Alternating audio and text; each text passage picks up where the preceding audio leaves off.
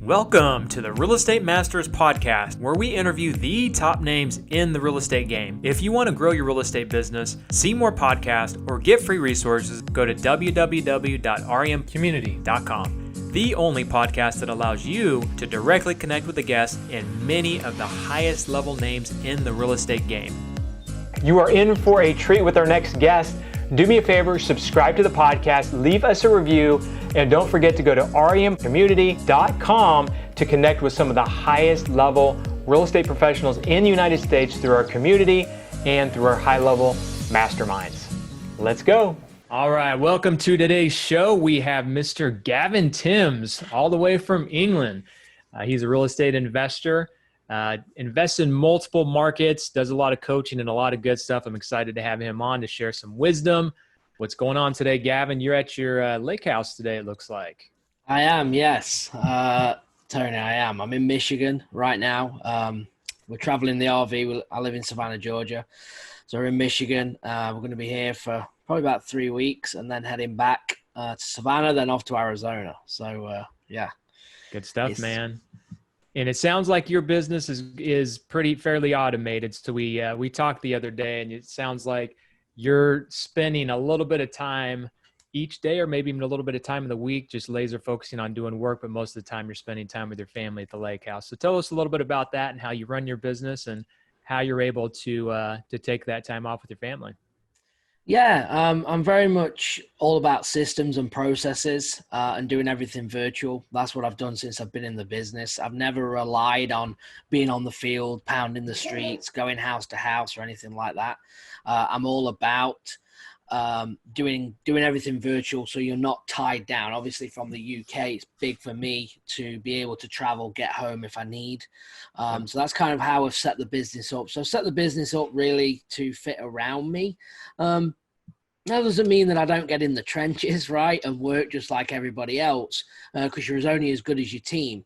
But when I do travel, it's quite amazing. And we had this conversation the other day when we spoke, that when you have other things going on, your time spent on the business when you are traveling is quality time, right? Now, I'm the worst when I'm at home. I'll sit there for 10, 12 hours and I'm present, right? I'm there, but I'm not actually getting anywhere. Sometimes it feels right. Where when I want to say, right, I want to go in the lake, I want to go out on the boat, and I've got stuff to do with the family. Well, I got a couple of hours. I need to get everything done. So I prioritize. I focus on one thing at a time. And I seem to get things, done a lot better and a lot more efficiently. Yeah, it's Parkinson's all right. If you give yourself 80 hours a week to work, you're going to figure out how to work 80 hours.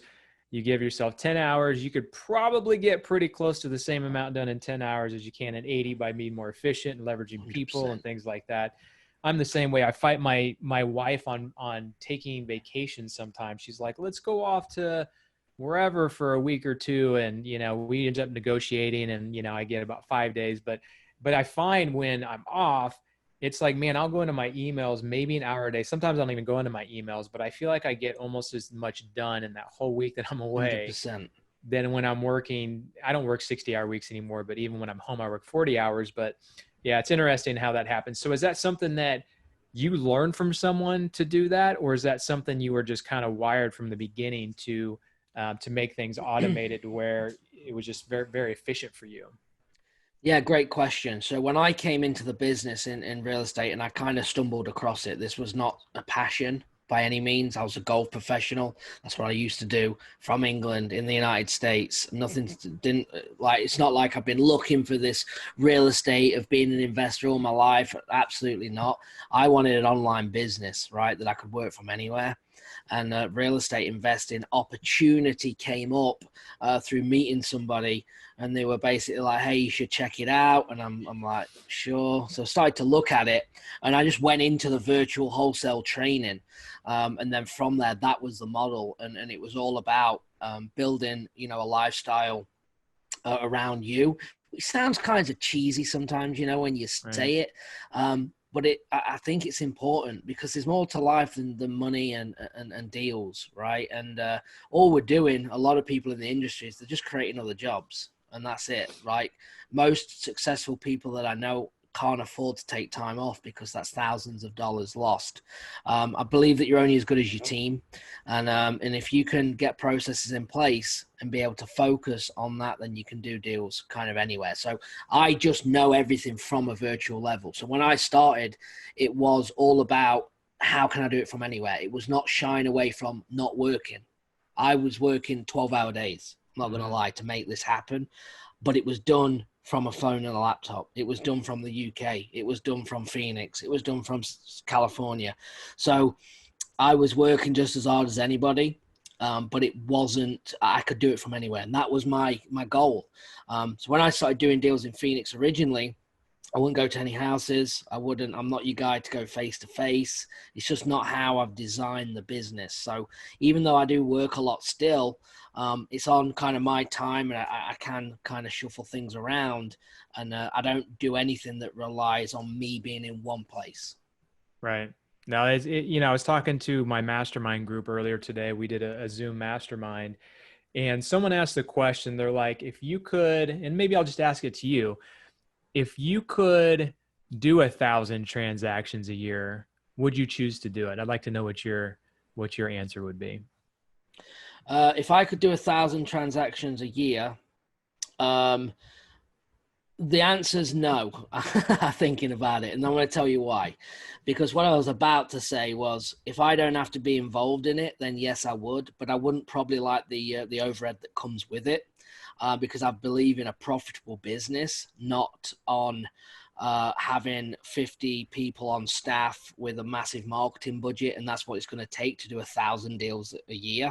And I don't run the business or have the envision of having a big team. And I think to do 1,000 deals a year, you need a huge team and a huge marketing budget to achieve it. So the answer to it is no, that's not a vision of mine. Because I know what needs to, obviously it's easy for me to go, yeah, of course, if I don't have to do anything, and that's end of the conversation. I just wanted to elaborate a little more than just saying, yes. The answer is no, because of them reasons. Yeah, that was my answer too. I said, you know what, my business, do I want to do more deals? Of course, but I don't have to spend that much more time on it. I work 3 to 5 hours a week for the most part in my real estate investing business, just keeping an eye on things. If I were to try and double my transactions, I'd probably have to work another 20 to 40 hours a week. Yep. And I just love that freedom of being able to work on other things than to just grow the business. So, it's one of those things where I feel like in the last 5 years that mindset has shifted quite a bit. It used to be the old school thinking of work hard, grind, be the first one in, the last one out, set an example, that kind of thing, to all of a sudden it's like just big shift of like work smarter, create a better lifestyle, work less. And I think that's the way to go. You only need so much money, but you can't get your time back. So I feel like anybody who's listening needs to gain that philosophy. But you're right. In the beginning, if you are starting your business, you do have to put the hours in. The most likely you're not going to hit the jackpot in the first month, 2 months, 3 months. It's going to take probably 6, 12 months, maybe even 24 to 36 months of pretty good work to get yourself to where you don't have to work near as much in your business and have more of a lifestyle business. So, yeah, but that comes down to, again, the marketing plan, the process, the vision of, yeah, everyone's got to work at the start, but you have to make sure that you're not working into a job. You're working saying, this is now me for part-time. This is kind of a part-time position to get it going. But at the earliest opportunity, I'm going to take this person on to cover this and this person on to cover that. And then you will start to delegate. And as you start giving your tasks away, you're going to start doing more deals, and you focusing on the key things to actually get deals done, and making sure that you're not trying to fit wear every hat in the business, which most people try and do. And that's why it's the roller coaster that we're in, or a lot of people are in, is they do a deal, then they start marketing again, and then it's 2 months before they get another one. And it's that stop-start is because they don't have any systems. It's interesting. I did a podcast this morning. Someone was talking about that exact same thing. And I asked them what their number one or one of the top things they would share that is their secret to success. And they said consistent marketing. Like, even if you've got too many deals in the pipeline, you got to continue your marketing because, you know, when you have deals come in, you can figure out what to do with them. You can either wholesale them, you can get them funded. Like if the deal makes sense, you can figure out how to get that deal done. So that's good stuff. So how do you do deals in multiple markets? It's interesting because a lot of the guests I have on the show are remote investing, whether it's, you know, one market and they're from that market and they end up moving somewhere else, or they just know that the deals are better in other markets. So they live where they live and they invest in other markets. So tell me about that evolution of how you got started and why you chose those markets and how your, you know, how your operation works now investing in multiple markets. Yeah, good question. I believe that that you can do deals in any market across the United States. All right. It is exactly the same process in each state that you go to.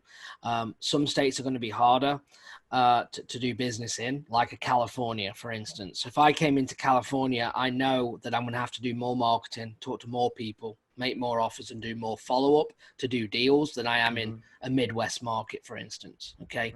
Right.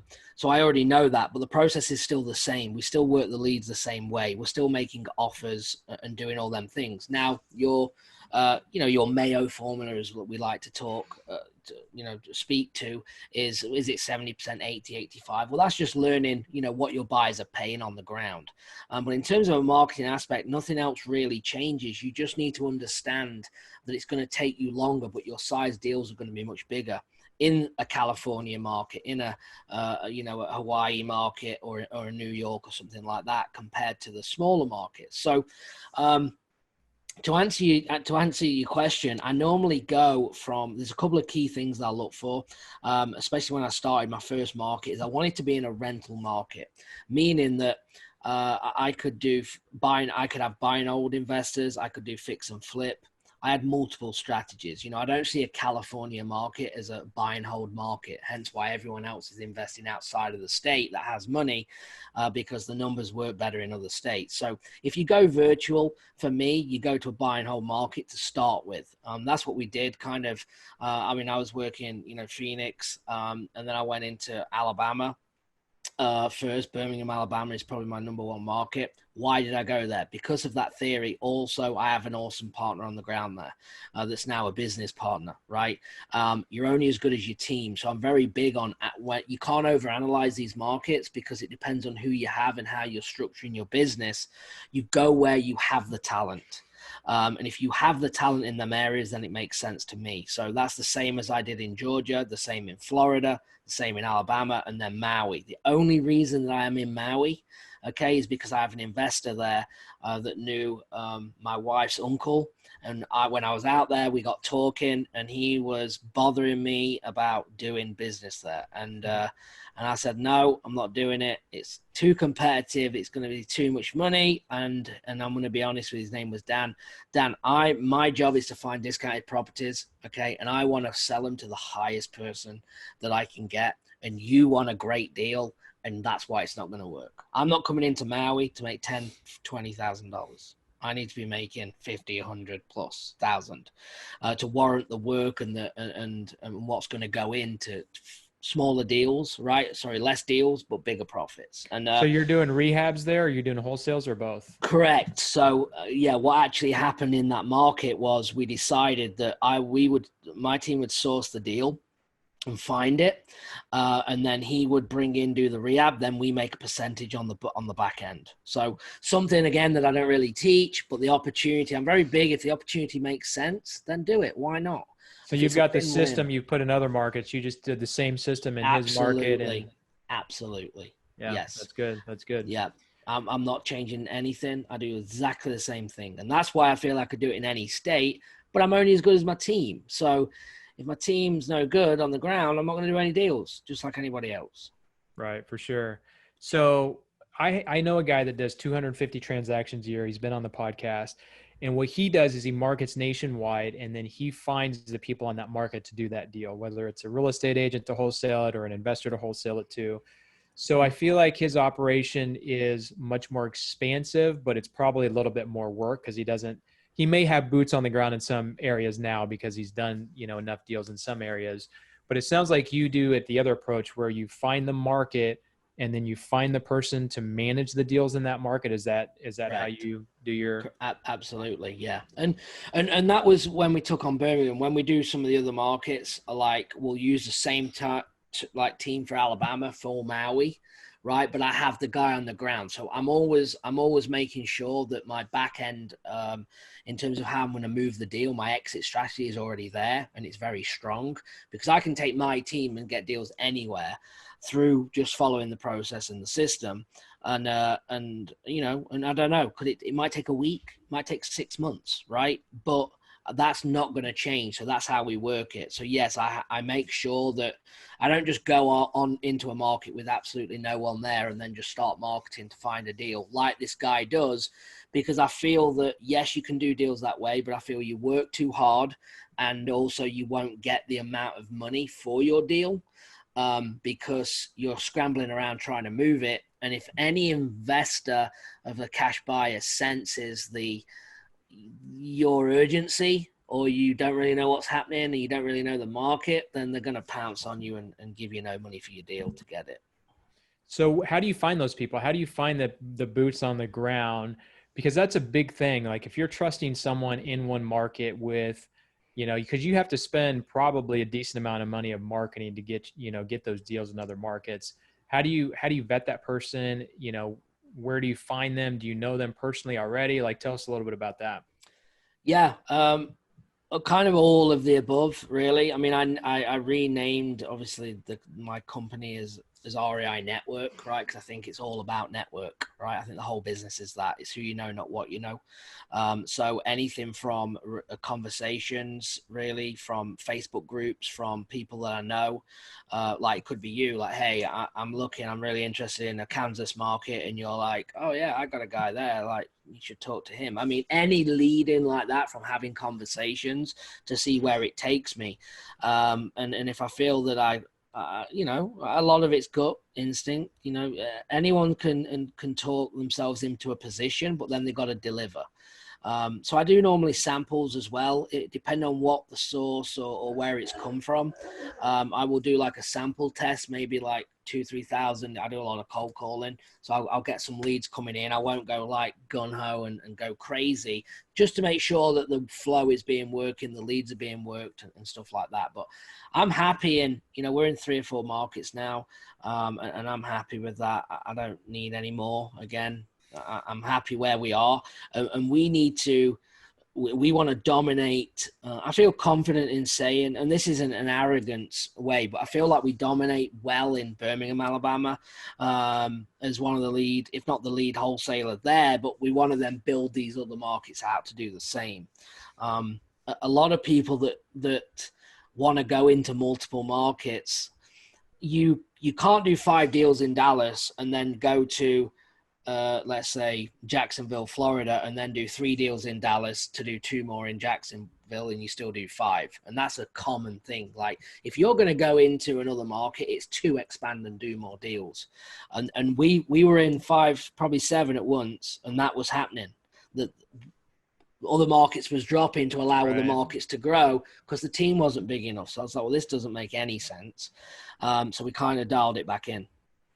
So what kind of so obviously markets are different. So what do you feel like are some of the things that you can plug into markets that work in almost any market? Because obviously there are some markets that are, you know, what do you call it? You know, like for instance, bandit signs in Wichita, Kansas. I haven't really gotten those to work very well, but there's so many other markets they've gotten to work. I do TV in my market. It does well. Other people have tried TV in a lot of other markets and haven't been able to do much with it. So are there some things that you do on all markets that are basically the same, that are plug and play? Yeah. Just to answer that as well, I believe you have to create your own, if it works or not, right? By keeping it consistent and giving it enough time, number one. Like bandit signs, you know, it's how long did you do them? How many weeks did you do? How much did you try to make sure it works? But for us, cold calling is number one. We cold call in all markets. That's our number one strategy. By pulling lists, you know, skip tracing and cold calling. I'm into, you know, proactive marketing. cold calling. I do a little bit of texting. Texting just seems to blow a lot of time, even though it's probably is the cheapest cost per lead. But you've got to do so much like quantity of it that I feel it wastes time. So we do a bit of it. But number one is cold calling. And then we normally back it off that if we can't get hold of them, we'll drop into a text and then drop into direct mail. But if we start with 4,000 people, we might have then 800 left to do direct mail to after we've gone through everything. So we're very big on making sure we stay profitable. Right. So tell me about your KPIs. Again, on that mastermind I was on earlier today, we were talking about KPIs and what people track. What are the most important KPIs that you track, especially since you're in multiple markets and probably need to keep your eye, on the numbers in those different markets? Yeah. I mean, it could always be better. I'm not going to sit here and say that we have it nailed on, because we don't. And I'm very big as well on, it's how quickly can you get a return on your current investment that month. Okay. So for instance, especially with cold calling, 9% of the deals, if not more, come from follow-up. Okay. So it's how many leads can we produce in a month? And then what is that pile of leads going to produce over months down the line? Because that's where the profit is. The profit's in the follow-up. So we're very big on, we never try and close a lead from a cold call first time. It's all about positioning that in follow-up and where should it get positioned accordingly. So down the line, we'll get that lead. And that's kind of on average, I know for Alabama, we probably close 3 to 4 months on average each deal. So sometimes. So you're saying from the time that you contact them to the time you. Absolutely. Oh wow, it's 3 to 4 months, really? Yes, absolutely. Yeah. On average. Now sometimes, and I'm throwing an average probably to bring that average in from a year and something out to, probably a week, sometimes. Right. Mm-hmm. But yeah, it's follow up. I mean, it really is. And it isn't rocket science. You just got to be prepared to shadow leads and people listening to this, that your direct mail and your PPCers are probably going, what, that is insane. Like we do, so many, but you have to look at their cost per lead, right? And it's how much profit are they making versus how much profit are we making, where I can turn a budget of, $60,000 over X amount of months into 400,000. Right. So my cost per lead, for probably Alabama could be anywhere between 500 and 700 a deal. Right. So they're very good, but it's only because I like to say it's like, squeezing the orange. Wait, you said cost per deal, you mean cost per acquisition, not cost per lead. Correct. Cost per deal closed. Okay. That's amazing, because most people are around $3,000 to $5,000 on a cost per deal. So yeah, no, we'll be, anywhere. I mean, we fluctuate, but probably about 700 in Alabama, and then it will change. For instance, and I'm very big as well. I work things a little different to a lot of people, right? Imagine the funnel of the hopper with leads. A lot of people teach the more leads that you have, the more deals that you do. And I 100% agree with that statement, if your back end and your system is built out correctly, right? Because what happens is, if I stand here and say 90% of my deals or 95% of my deals come from follow-up, and all I do is keep blasting leads in every single day, then we won't do many deals, right? Because if we're focusing on new lead gen, we're not focusing on the back end, even though I know the money is in the back end, right? So we're all about controlling the lead flow on the front and making sure that the follow-up is happening to keep us profitable. Yeah, that's good, because I've been in the business 20 years now, and I'm just starting cold calling. We just hired a cold caller not too long ago. We're getting ready to download some lists and do some cold calling for the first time. So that's good to know that most of it is in the follow-up. That's something that I'm going to have to make sure I dial down on them to continue to follow up those leads, because it's you have to hit them at the right time, right? So like you hit them now, they might be thinking about it, but then you follow up with them, they continue to get that in their head, and then all of a sudden down the road, they end up selling. So do you do any kind of other follow-up besides, so they say, let's say someone says, yeah, I'm thinking about selling. Do you start a direct mail campaign to them? Do you try and send them to different, is there anything else you do to keep them on the top of on the top of their mind? No, we have touching points depending on how it is, but normally it's a phone call, a text, and an email. And we pick up on how they have responded in the past. So if this person's a talker, if this one's a texter, then we'll have that and kind of go at it. But normally, if we set it up for acquisition, then they call. So if I'm calling Tony, he doesn't answer, we'll text you and then we'll email you, right? And then we'll put you up, back on follow up, for instance. And what we're doing is we have a lot of notes sometimes, and it's amazing when you see the transition in the sellers from how they were to how it goes through the process, then into close. And pretty much the best way I can explain in a simple way is if I bring you in from a cold call and you're interested in selling or interested in offer, right? And it comes in with notes and then acquisition gets on to you and have a conversation. I don't actually care what's going on right now. I want to know I care what's going on right now, but I'm taking that and then I want to know what changes down the line. So has your situation changed when we next talk to you? We're looking for key little slight movements. So you could say, no, I want 500,000 and that's it. I ain't taking anything less. I don't care. That's my offer, done. You're quite abrupt. You're quite to the point. You're not having none of it. All right. We follow back up. Are you still that same way? Or are you now saying, well, I thought I could get 500. I still think I can, and I still want to sell it. But you've now gone from that assertive to this is how it is to now you're softening. So something is changing. Right. And we need to get to behind what's going on to see if we can figure that out. And that's kind of what we do. So we kind of shadow it and with multiple touches. And it's just like anything. We try and get it to where if there's a deal to be done, Tony wants to do a deal with us, right? Because we've been following up, no one else has. And that's kind of how we eliminate the competition in the right way. Yeah, but 90 to 95% of people don't follow up. It's a one done deal. 100%. And with the competition the way it is, if they talk to 3 or 4 people and there's only one person following up, it's pretty obvious who they're probably going to do business with. Absolutely. Even if, because it may not be quite as much now, but it seems like people want to do deals with people they like more and they feel like they trust. So if you're following up with them, giving them care, taking them through the whole process and being with them the whole time, then they're more likely to deal with you, even if you're willing to give them a little bit less than the person, down the road. Yeah. And it's just being efficient with it as well. It's amazing when you get it down is that you can come into a conversation with follow-up and be on a few minutes, be very effective and get back off. You don't need to spend an hour with them or 30 minutes and getting nowhere, right?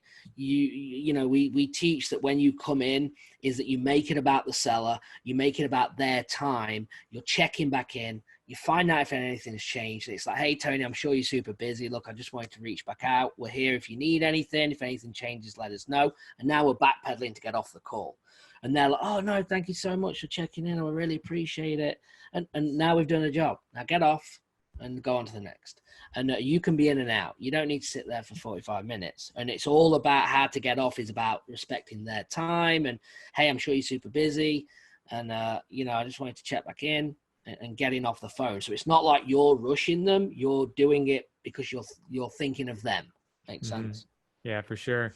So share with us, you've been in the business, is it 8 years now? And you're in multiple markets. Like, I say this all the time. People struggle doing their first deal. People struggle in one market. You're in multiple markets doing multiple deals in different markets and have really scaled up and been efficient with what you're doing. What is something, or maybe even a couple things that you want to share that you would say got you from where you are now or from where you were to where you are now much faster and much more efficiently?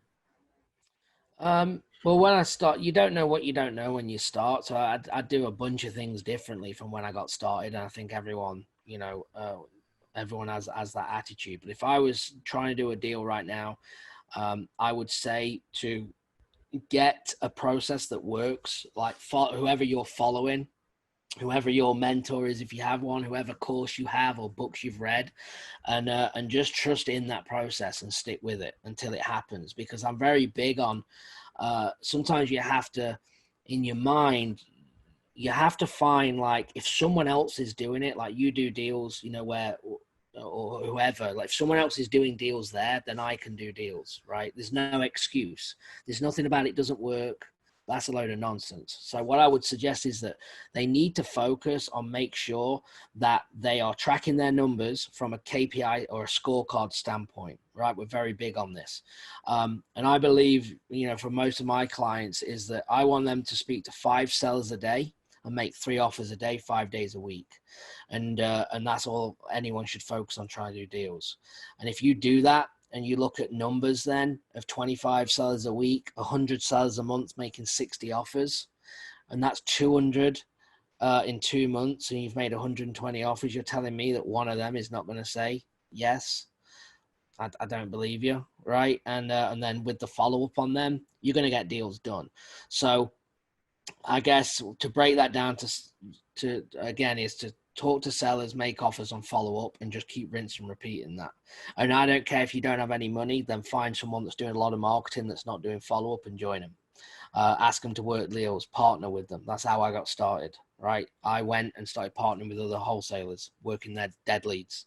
Mm-hmm. So I grandfathered in, right? Maybe luckily, and someone gave me 60 dead leads, from a direct mail campaign from 3 months ago. And I called every single one, and we got 2 deals from it, just because they were 3 months old and the situations had changed. So I got to learn that and think, okay, I understand that now. And I think that's what people need to do, is make sure that your time that you're spending on the business is actually on activities that's going to make you money. Because if you're not doing them 3 things, you will not make any money. And you might be busy with your CRM and your websites and your logos and your all them things, and it's not making you no money. It might sound good and you think you need them, but you don't. So that's what I would do. Go make the money and then pay someone to do it. Cool. Good stuff, man. Success leaves clues. So if you want to be successful, find someone who's been successful. I think, what is it? Copy and paste. I think that one of my mentors used to tell me, find someone who's doing what you want to do, take what they're doing, copy and paste it. There's nothing wrong with that. It may not work 100% for you because your market or your, style might be different, but chances are if they've had success with it, you could probably take what they have done, learn from it, and plug it into your business. So 100%. Good stuff, man. Well, this time flew by, man. So anything else that you want to share before we jump off? I got a lot. I just say to anyone listening, and we've all been there and we still get there, right? I think as people doing deals and sitting on podcasts, I think people sometimes listen and say, oh, it's easy for them. And we all have problems still, team members leaving or not doing their job, and, marketing campaigns not working. And I think we're all in the same thing. I just think we have got it where we can analyze things a little faster. So again, people trying to get that first deal or expand, just stay focused, focus on one thing and don't get overwhelmed. And I think overwhelm is a choice, right? I think you choose to get overwhelmed because you focus on too many things. I do the same thing. I get overwhelmed. I mean, we talk about info and all these and podcasts and YouTube, and I'm bringing everything on myself, but I'm aware of that. And I think new people aren't aware. So it's break down your courses or your YouTube videos or whatever it is that you're following and execute one step at a time. So you're not getting overwhelmed and you're constantly moving forward. Not to mention leverage. I mean, real estate's all about leverage. I mean, there's not very many businesses where you could buy something and it's worth tens of thousands of dollars, potentially more than what you bought it for. And that you can get in with no money down potentially and, XYZ, and it goes into your operations as well. You got to leverage yourself with other people that are really good at doing the things that you're not good at and doing the things that you don't love to do. Because I'm sure there's things that you love to do in your business that you would hopefully concentrate on more. Whereas there are things that just drain you and bring your energy down that you want to get rid of. Just like you talked about the 12-hour days, 10 to 12-hour days that are non-productive at the end of the day are probably the ones that you took on a lot of stuff that you probably shouldn't have, that someone else could have done better, or that just could have done it, period, because it's something that's not the best use of your time. So I think people need to really leverage themselves in this business and make sure that they're doing what they're good at and still having fun in the process, right? Yeah, enjoy what you do, and it goes back to you're only as good as your team. Yep. Well, Absolutely. good stuff, man. Well, good stuff. Awesome. Well, I appreciate it. Have fun on your little vacation there. I appreciate you jumping on while you're out there at the lake house. No If problem. there's anything Anytime. else we can do, man, let me know, and we'll catch up again soon. Awesome. All right, bud. Thank you. All right. Thanks, Gavin. We'll see you, Bye-bye. man. Thanks for listening. Now go to www.remcommunity.com to connect with today's guest, see our high-level masterminds, and to get free resources. Don't forget to share this with a friend and leave us a 5-star review. We'll see you on the next episode.